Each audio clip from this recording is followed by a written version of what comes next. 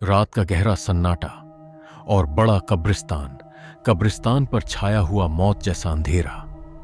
आसमान में काले बादल ऐसे मंडरा रहे थे जैसे किसी बड़ी मुसीबत का इशारा दे रहे हों। इस सुनसान और वीराने कब्रिस्तान के एक कोने में बैठा था मुरीद, एक ऐसा जादूगर जिसने अपनी रूह शैतान को बेच दी थी।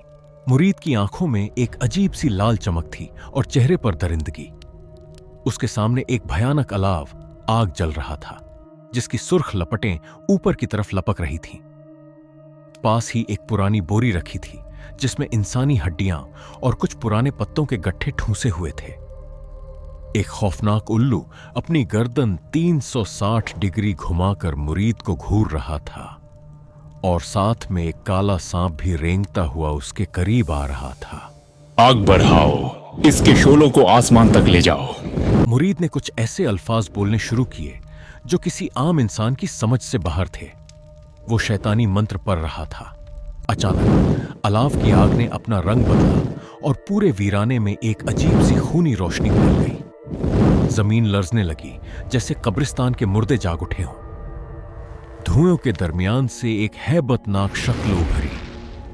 वो कोई इंसान नहीं बल्कि एक शैतानी रूह थी।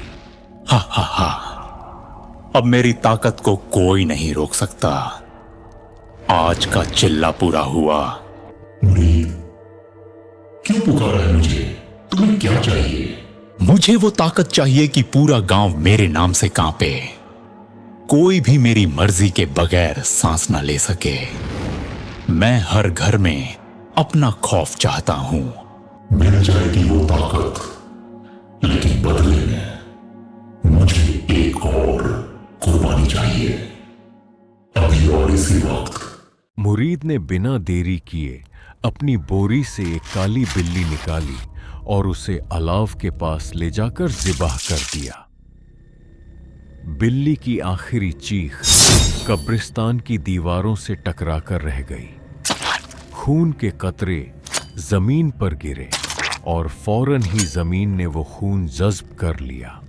तुम्हारा काम पूरा हुआ मुरीद, जाओ और अपनी दहशत कायम करो। मुरीद जब कब्रिस्तान से निकला तो वो पहले से ज्यादा रहस्यमयी और खतरनाक लग रहा था। उसके जिस्म के चारों तरफ एक काली रोशनी थी जो किसी आम इंसान को नजर नहीं आ सकती थी।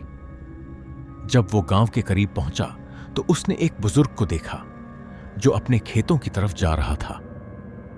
मुरीद ने एक लम्हे के लिए आंखें बंद की और कुछ बुदबुदाया। अचानक उस बुजुर्ग के चारों तरफ धुंध छा गई और वो तड़पते हुए जमीन पर गिर गया। गांव के लोग भागकर उसके पास पहुंचे, लेकिन बुजुर्ग बेहोश हो चुका था। किसी को समझ नहीं आया कि यह सब कैसे हुआ। मुरीद मुस्कुराते हुए गांव की गलियों में दाखिल हुआ। वो हर उस शख्स को निशाना बना रहा था जो उसके रास्ते में आता। कुछ देर बाद गांव के लोग खौफजदा होकर अपने घरों में छुप गए। माँ, ये सब क्या हो रहा है?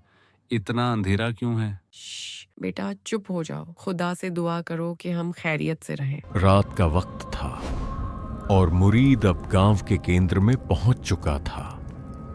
उसने अपने हाथ बुलंद किए और जोर से चीखकर कुछ शब्द कहे। अचानक गांव के तमाम चिराग बुझ गए और हर तरफ अंधेरा छा गया। लोग खौफ से कांपने लगे। सुनो गांव वालों, अगर सुकून चाहते हो तो मेरे कदमों में आकर मेरी गुलामी कबूल करो, वरना हर रात एक लाश उठेगी। मजबूरन गांव के बुजुर्ग थरथराते हुए मुरीद के पास पहुंचे। उनकी आंखों में खौफ था और जिस्म में कंपकपी। गांव का बुजुर्ग, हम हर चीज के लिए तैयार हैं मुरीद, हम पर रहम करो। हमसे क्या चाहते हो? हर साल मुझे मेरी खिदमत में एक कुर्बानी चाहिए। अगर वादा करते हो तो जिंदा रहोगे, वरना ये पूरा गांव कब्रिस्तान बन जाएगा। गांव के लोग मजबूर थे। उन्होंने मुरीद की शर्त मान ली, लेकिन दिल ही दिल में वो एक ऐसे शख्स की तलाश में थे जो इस जादूगर का खात्मा कर सके। क्या गांव के लोग किसी बहादुर को ढूंढ सकेंगे जो मुरीद का मुकाबला करे, या ये दहशत हमेशा के लिए कायम रहेगी, या फिर खौफहब की ये कहानी अभी और भी भयानक मोड़ लेने वाली है।